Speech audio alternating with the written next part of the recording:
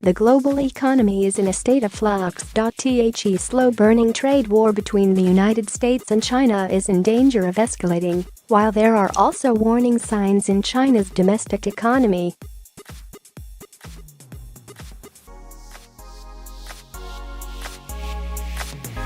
The fortunes of two of the world's biggest smartphone makers over recent days have shifted the picture, and not for the better.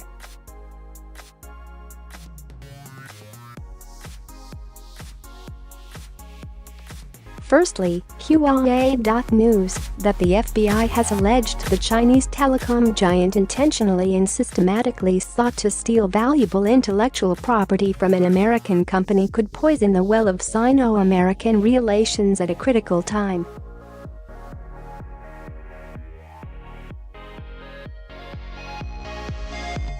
While the top two economies in the world have been doing a pretty good job of keeping a lid on tensions and kicking the can down the road to keep trade going, there has to now be fresh concern this process could hit the rocks.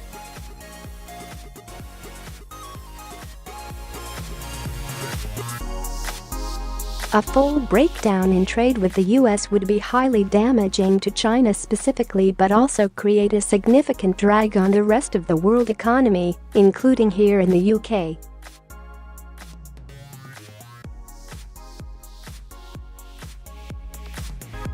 The international pinching of intellectual property is far from a recent phenomenon. The Chinese may well have pilfered the idea itself from the target of much of the alleged theft, the United States.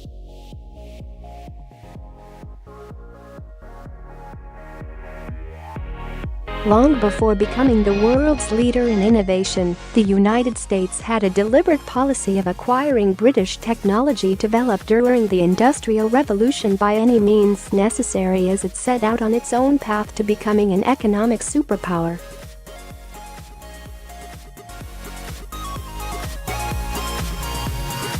America also methodically snapped up scientists, engineers and technological advancements from Germany after it collapsed to defeat in the war.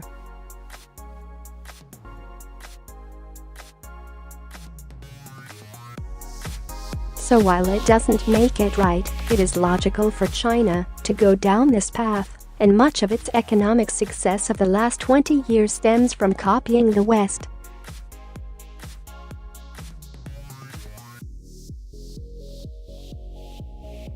There is a big difference between current times, though, in the industrialization and post-war eras, in that America can do much more about it than Britain or Germany were able to back then.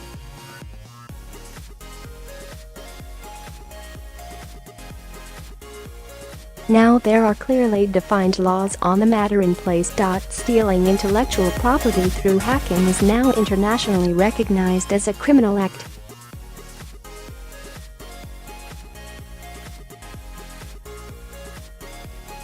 Computers, let alone hacking, didn't even exist when the US was gathering up British know-how. If that wasn't enough, Huawei, and by implication China, is also facing claims it has flouted international sanctions placed on Iran, undermining a key element of US foreign policy.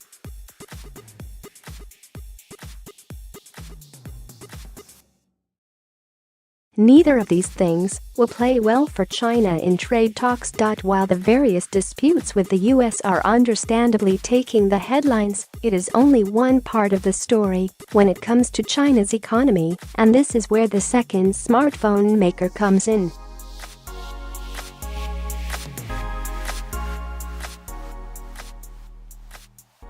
What is going on domestically is arguably more important in the big picture, and there are some new red flags here too, courtesy of Apple.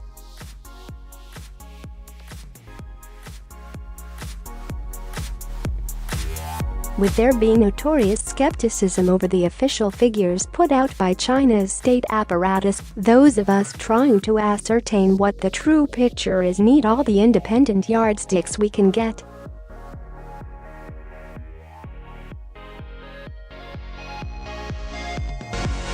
Banks and investment firms put a lot of time and energy into working out exactly what is going on in China, and it's not easy.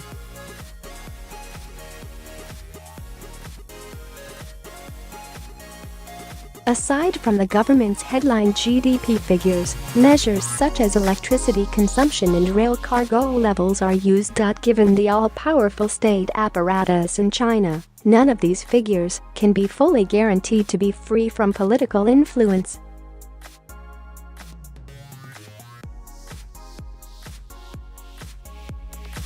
This being so, Apple's results this week are valuable to China watchers. We can be sure that Apple reports sales figures accurately.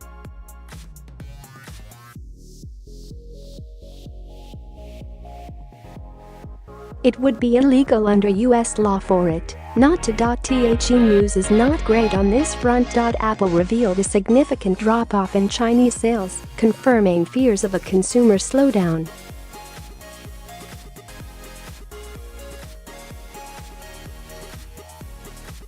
The caveat to this is that iPhone sales have been softening everywhere due to market saturation and new versions increasing seemingly similar to the last, so determining exactly how much of the drop is specific to China itself isn't simple.